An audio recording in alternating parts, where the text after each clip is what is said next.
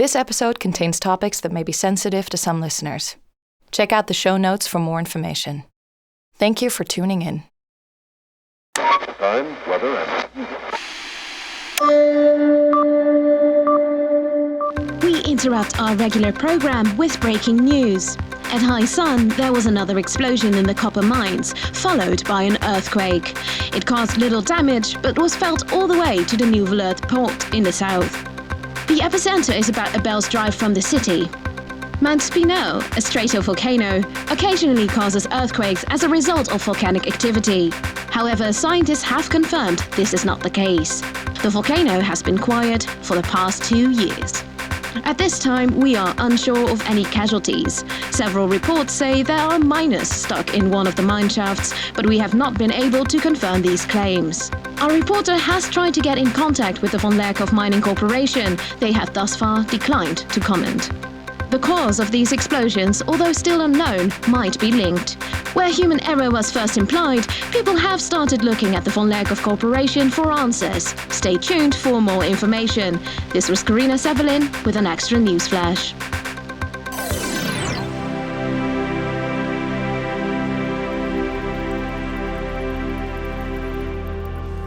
There's a rot in the heart of this city.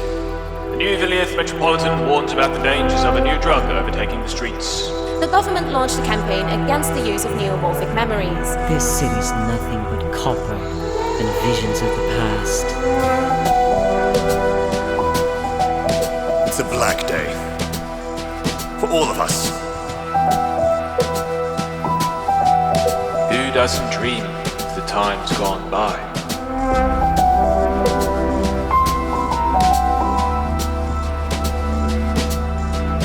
Unsavory figures can no longer hide in the shadows. Such is my promise. Wake Up New Vilirth. Chapter 5. Ill news spreads apace. My screwdriver clattered to the floor. At the same time, a low rumble went through my body. My mug smashed into pieces. In a single move, I slid under the workbench. The shelves above me were stocked with loose objects. They rattled in the same rhythm as my pounding heart.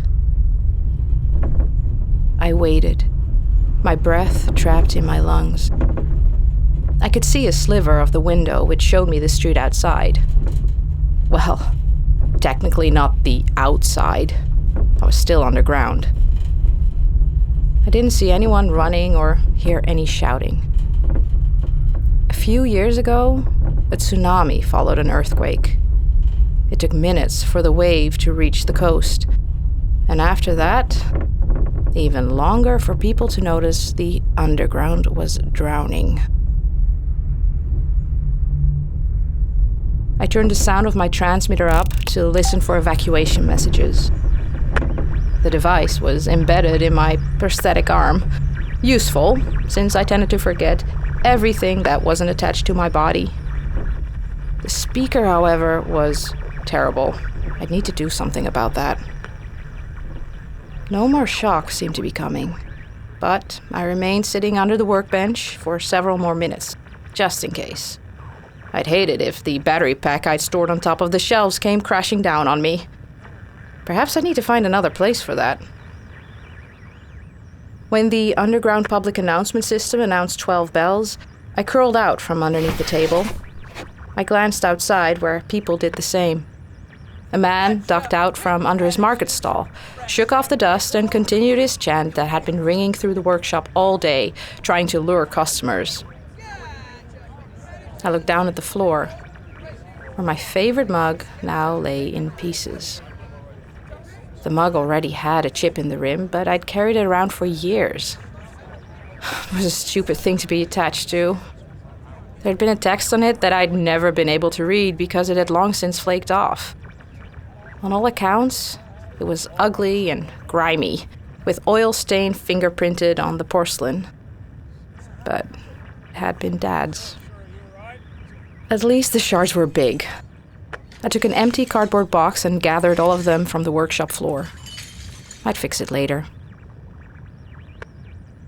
I turned off my transmitter and instead turned on the radio standing on the dusty shelves. Instantly, crackling music filled the small space, but no news. Keeping my ear peaked, I returned to the project.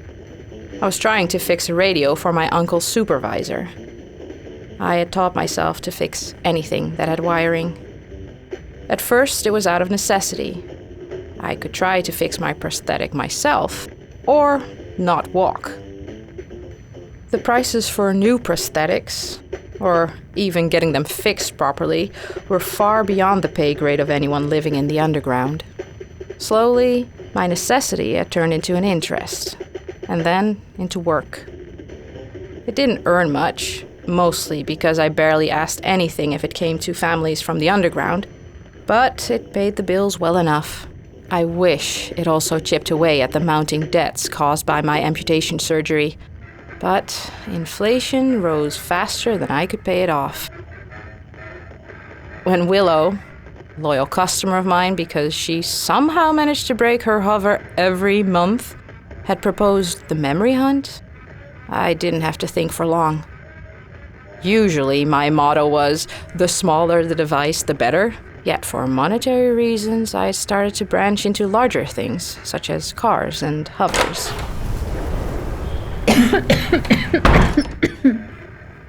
Are you okay? A cloud of dust followed Willow inside. She was covering her mouth with a shawl. Yeah, you? I didn't look up from the circuit board.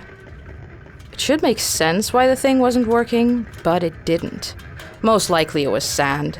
The answer or problem was always sand. Do you know what happened? No. There's no tsunami warning, though. I checked. I turned up my radio, but it was still playing songs. There wouldn't be another news break until full bell. What are you here for? Well, I'm picking you up for a job. Rhea sent me. Her lips curled into a scowl. I glanced at the project in front of me. I hadn't yet figured out what was wrong with it, so chances were I'd still need a few bells to find and solve the problem. It pays well. I set my screwdriver on the workbench. Okay, give me a second. I wiped my hands on my overalls. They came back dirtier than they had been, grime now clinging to both my fingers and palms. Do I need to be clean? How fast can you change? 'Cause it's rather spiffy. Give me 5. Oh, just 5? I'll wait outside. Although I doubted I could meet the spiffy standard, I nodded and opened a door in the back of the garage. I stepped into a cramped hallway that led into my aunt and uncle's home. I pushed into the kitchen expecting to find my aunt, but it was empty. Auntie? Auntie Shinna? I realized she was probably working. I had lost track of time. My uncle and cousin would be in the mines, which hopefully meant they were far enough from the earthquake. Wouldn't be the first time the earthquakes had caused caves to collapse. I had no way to ask, as my transmitter wouldn't reach them until they were outside after their shift. I bent over to pick up a few of the fallen items and set them back on the shelves. A vase had smashed into pieces. I swept it onto a dustpan and set it on the counter. I walked into a small room that was basically a continuation from my uncle's workplace. My room. It barely fit a bed, and still I had managed to fit anything useful I could gather from broken devices into boxes across shelving on the wall. It varied from lights to rare mechanisms to small speakers or sensors to tons of different wiring. Everything came in use at some point. I knelt over a set of drawers that functioned as my wardrobe. I didn't own anything fancy, so I put on black to hide the stains. I made sure to lock the doors behind me before heading over to where Willow's hover was parked. At this point, barely anything in that hover was original anymore. It was a smaller model than the cargo hover we had used on the hunt. A 42 Wiesmann Meander in standard grey.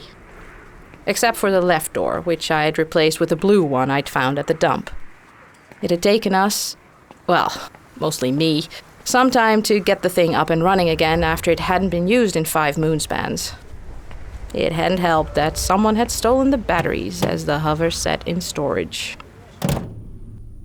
I slid into the passenger side, with effort. My bad leg wasn't as flexible to begin with. The prosthetic stopped just under my knee, and my real knee wasn't in great shape. But I dared to argue that my bad leg wasn't the problem this time. Even with my small stature, I could only just sit comfortably. It was one of the reasons we hadn't taken this hover on our trip. I forgot how small this thing is. Willow looked me over. We'll go past my place. You can borrow something from me. What? Your clothes. I was talking about your hover. Oh, well, you'll still need to change into something presentable. This won't fool anyone. Thanks. The offer still stands to rip out the chair and move it backwards, or to rip out the dashboard. I like it like this. Willow slid into her chair with ease, although her knees almost touched the steering wheel. She patted the dashboard. She's already been through enough. Poor girl. Willow started the hover and turned onto the empty train tracks, heading into a dark tunnel southwards.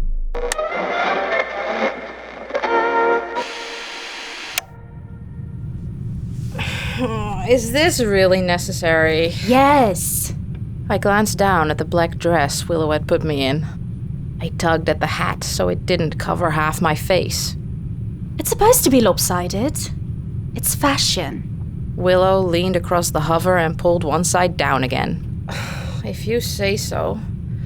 What kind of job is it? I tried to shove my metal leg under the protruding dashboard and was unsuccessful.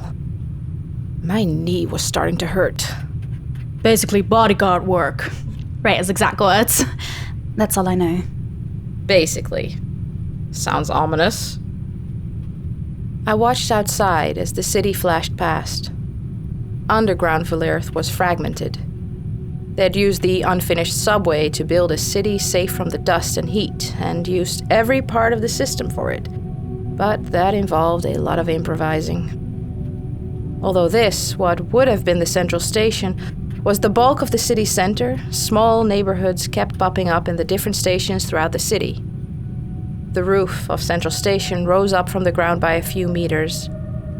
Under the glass dome was one of the few places in the underground where natural light still came in. Like most places, most of the glass had been boarded up against the brutal sun.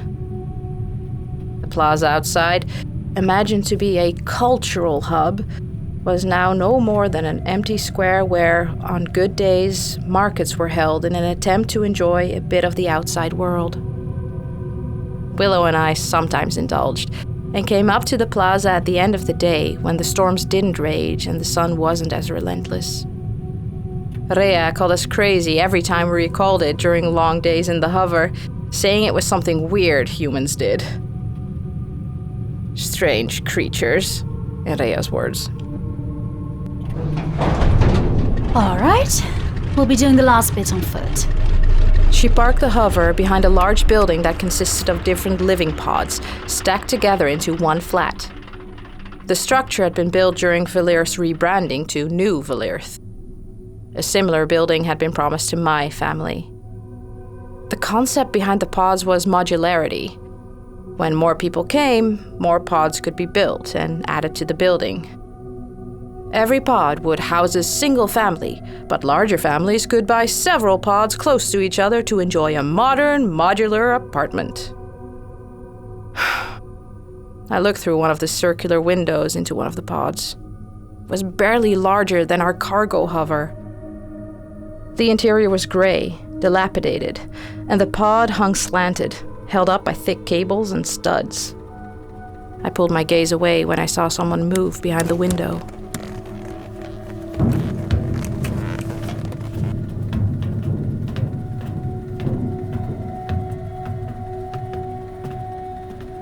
I peeled myself out of the hover, stretching my good leg and rolling back my shoulders. Rhea is right to walk. No one is forcing you to use the hover. Willow rolled her eyes. She walked off and disappeared behind the pod building into a small alleyway. I rushed to follow her. My left leg burned as the blood started flowing back into it.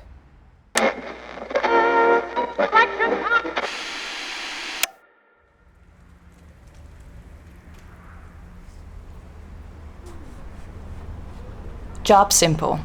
We keep an ear out. Ulva wants information. For the occasion, Rhea had put on a dress. She had slicked her hair into elegant waves. I hadn't seen Rhea like this before. We'd spent moons with long stretches between showers or other amenities. But I guess this was what Rhea often looked like, the heir of the Oneiroi Vanguard Empire. Though technically that was no longer true. Willow had changed into a dress too. Came the most natural to her. She could morph into anything she wanted with ease, and now she was a wealthy merchant's daughter. I picked at my own dress. Anyone who looked at me could immediately tell that I was a fraud. Willow slapped my hand away. Stop doing that and stand straight. Yes, Mom. There shouldn't be any trouble. Did you bring your guns? No. Of course. Wait, what? Good. Don't worry, you won't need them. Just a precaution. I didn't like the sound of that. Sure, we'd been carrying guns all those moons out on the road, but they had been meant to shoot whatever monsters we came across. And we had shot monsters. Not people. Here. Willow pressed a handgun into my hand. The metal was warm and heavy. I checked twice to be sure the safety was still on before putting the gun away. I followed Rhea and Willow to a building front. Looked like any regular apartment down here, but that was most likely the point. We turned up a set of stairs that at first looked like nothing special, until we came around the third bend and stepped onto the carpet. At the top of the stairs was a door that didn't seem to belong in this grey apartment block at all, made from solid wood with intricate carvings. 2 bouncers stood before it. We have a reservation.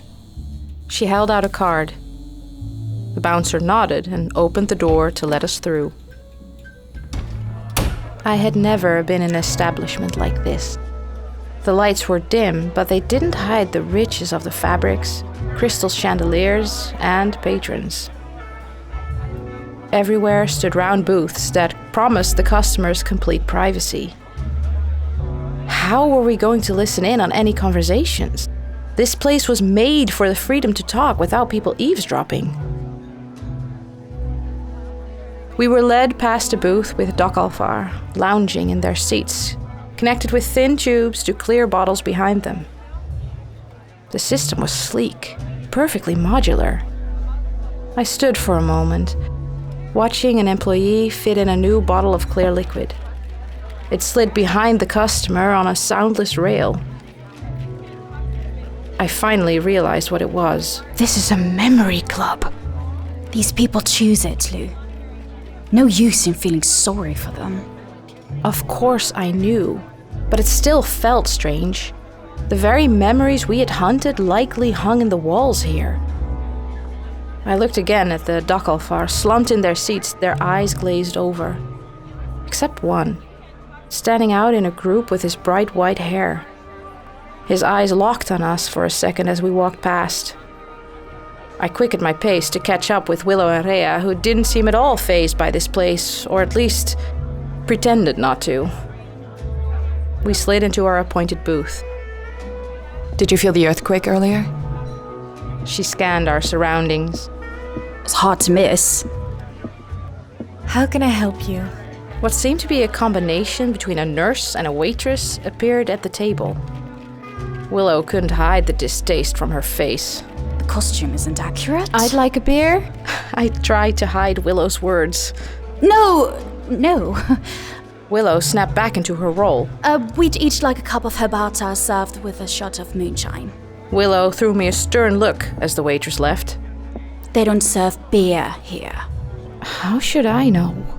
I fought the urge to slump into my seat, knowing that that too would be criticized by Willow. Our job in the desert began to look more and more like a breeze.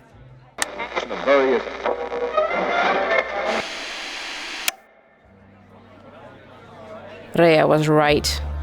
We didn't need our guns. In fact, I should have brought a game.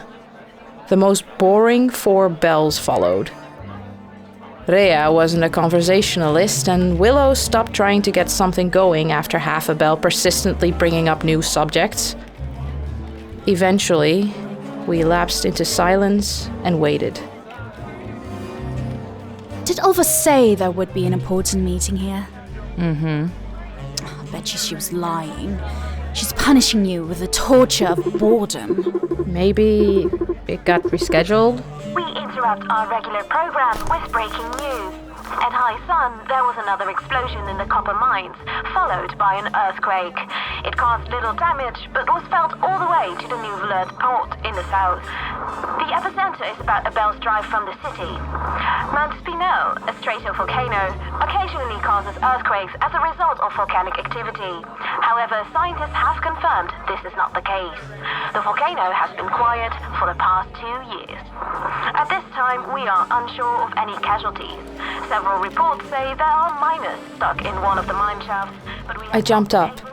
My joints protested, pressing against the inside of my prosthetic.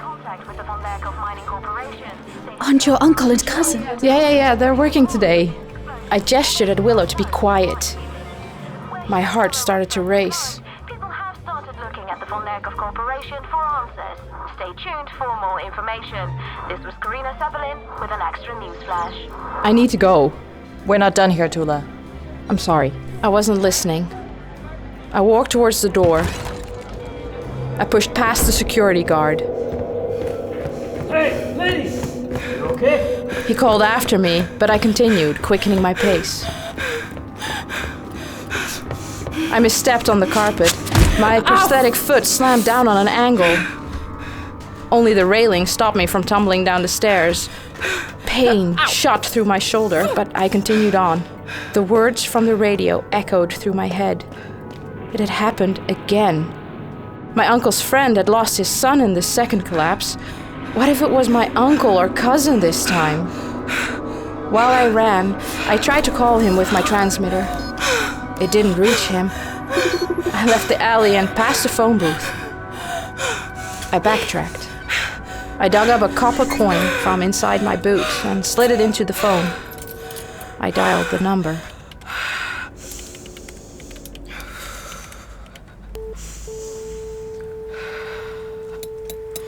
I tapped the metal as it rang. A minute. 2. 3. That's when my coin ran out. I hadn't expected my aunt to be home or to have any answers, yet I had clung to that tether. My aunt always knew everything. I slammed the phone back on the receiver and continued on. The hover came into view. I pried the door open, the lock no longer worked, and clambered in. It remained as uncomfortably cramped as ever. I ducked under the dashboard. These older models didn't need a key if you knew what to do.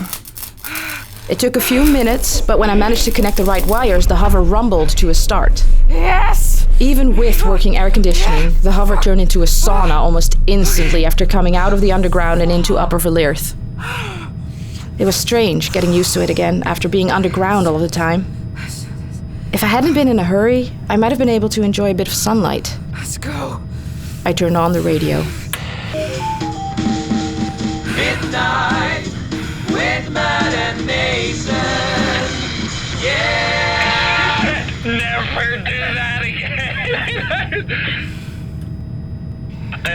Sorry. As you can tell, we're new to this. That was supposed to be Matt announcing our next game. Reimagine your limits with Bolt Power Drink. Sugar-free without any artificial additives. Bolt comes in 2 delicious flavors, sour seaweed and acidic apple. Bolt, light your ideas.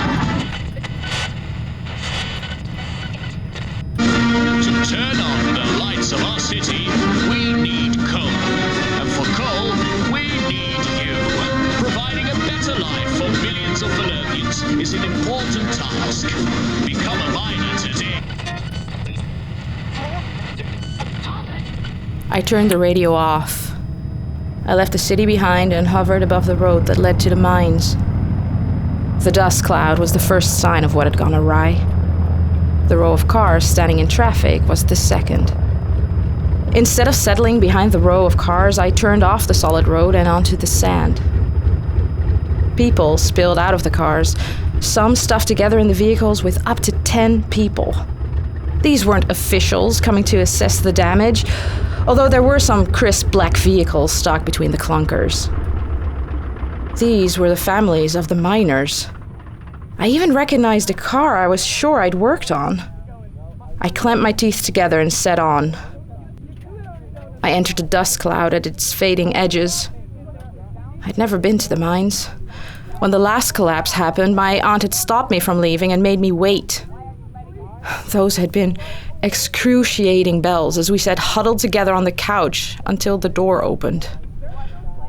I was not going to wait for news now.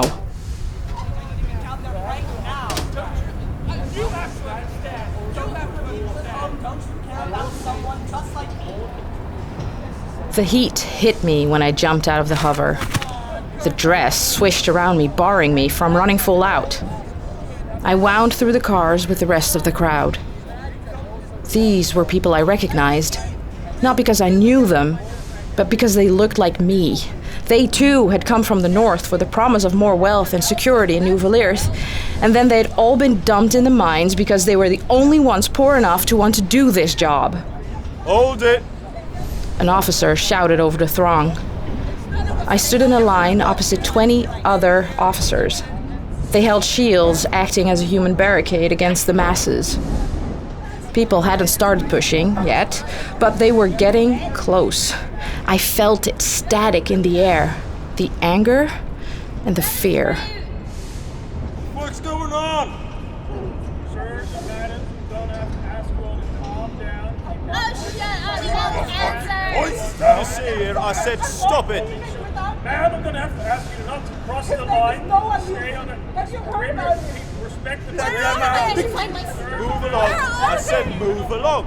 I stood on my tiptoes, trying to look over the crowd, but I could barely see the tops of the officers' heads. A gap in front of me opened, and I took my chance, slipping between people to get to the front. When I almost tripped over someone's feet, a man pulled me up. Careful there. I thanked him with a nod. Any news? He shook his head. With his size, he looked like a mine worker. Why aren't you... I was rejected. He held up a prosthetic hand. It was rusted through in spots. I felt my left leg burn where the stump attached to the block of metal. A knowing smile appeared on my face for a second and then faded. I'm not sure if I'm lucky or not. Your mum? Dad? I shook my head. Neither. Uncle. And cousin. You? My son. We turned to look back at the front of the crowd. I think they are bringing him out now. He clutched his jacket and stared ahead. I waited impatiently for him to report back. There they are. The row of police broke apart to let through a stream of workers. Families rushed forward to collect their loved ones and check them for injuries. I kept my eyes locked on the slow-moving line. I wished people would move faster. While I wanted people to greet their family, I selfishly hoped they were mine. There!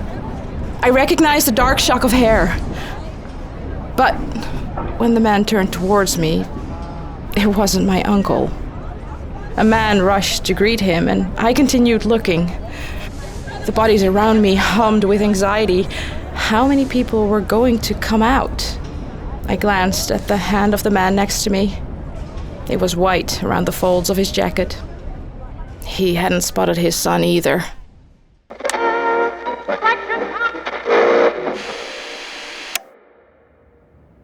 A thick drop of glue dripped over the side of a porcelain shard. I held up the bottom of the broken mug in one hand. That was the only part that had survived. The rest of the mug had split into 6 uneven pieces. Even the handle had cracked into 2. I sat, legs folded, on the floor in front of Willow's coffee table. A thread of guilt had led me away from my aunt to Willow's place. It isn't your fault, you know. I know. Somehow, I had imagined I would bring them back home. And I couldn't quite get the man's distraught face from my mind. Hope lingered that perhaps his son had come later, trailing behind. But such optimistic thoughts were foolish. I pressed 2 shards together, waiting for the glue to dry. Willow sat on a threadbare armchair. Or rather lay, draped across both armrests. She held a book, folded backward, its spine completely split. Her blonde hair swung in a ponytail. Hey, I'll leave you some of my glue. I attempted to steer the conversation away from the mines. Willow's dark eyebrows appeared above the pages of her book. What for? Your book? Willow rolled her eyes. Oh, you're such a dad. It's offensive. It's a mass-produced paperback. It was 30 years ago, yes. I let go of the shard. It kept its place. And it's not even yours. Oh, boo-hoo. I picked up another shard and glued it onto the base of the mug. Willow watched the process, bemused.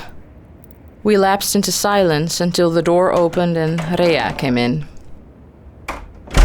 Willow had covered the hole with a water-damaged board. I put it on my mental list to truly fix it for her. That was foolish, Tuula. We were on a job. I didn't look up, instead focusing on holding the shard pressed against the nearly completed mug. It's a family, Rhea. Do you want them to work in the mines forever? Rhea! They haven't come out. You're right. It was impulsive. If you want the money, you need to sit out the jobs. I slammed the mug down on the table. The shard fell out.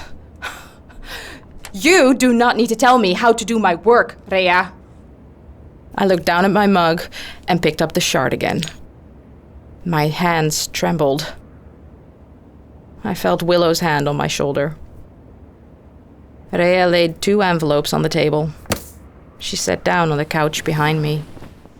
It's not much. I'll have a few more jobs lined up for next week. I took one of the envelopes and counted through the coperium. It was barely a week's worth of food. And I had already transferred the money from the memory hunt to pay off part of my debt. In these past 5 moons, the interest rate had gone up even more. If something happened to my uncle or cousin, I couldn't even pay to help them. I swallowed my frustration and stared at my mug. Rhea suddenly shut up. Who's that? She looked at Willow. Who's who? Oh, I don't know. I didn't order anything. Willow grabbed her gun from the table and walked forward to open the door. Who are you? I glanced up.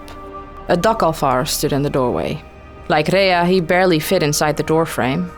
He certainly wasn't dressed as if he belonged in the underground. He could have sold his jacket and provided an entire street with food for a moon span. His white blonde hair disappeared behind the frame, and he would have to duck to come in. I recognized him immediately. It was the Dakalfar from the Dragonfly. You're von Leerkoff's boy. My blood ran cold. I slowly got to my feet. I pulled the handgun Willow had given me out of the belt around my waist and weighed it in my hands. My fingers trembled against the metal. Yes. Konstantin von Leerkoff. Pleased to meet you. What do you want? My voice came out less steady than I had hoped. I'm here to propose a deal. His voice was clear and crisp, clearly trained for political conversation and negotiation. We don't deal with sort like you. Close the door, Willow. Gladly. The anger and fear that was balling up inside of me was ready to explode at the sight of him, von Lirkov. How would his father feel if he went missing? Time, weather, and pass.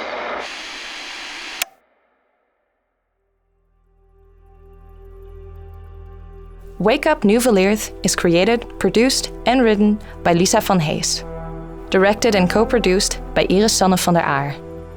Our brilliant team of voices consists of Swaeske Dooper-de Vries as Tuula, Sigrid van Setten as Rhea, Carré Albers as Willow, Liam van Poorten as Konstantin, Fey Lehiane, Lin Schalken, Joris van de Waterbeent, Tom van Hull and Daan Helmendach as our radio hosts, and Reno van Oostrum, Ezra Menard and Isa Marley as our supporting voices. Sound recording by Lisa van Hees and Jonas van Impe. Sound editing by Jonas van Impe. Sound design by Lode Woltersom. Music by Freya Terpstra and Teun Zeidner. Radio design by Joris van de Waterbeent. Directing assistance by Tom van Hull. Production assistance by Demi Oude Elverink, Femke Bruil, Robert Kersies and Isa Marley. Cover art by Matt Roodhuizen. For a full list of our wonderful team, go to wakeupnewvilirth.com. Thank you for tuning in. We hope you've enjoyed your stay.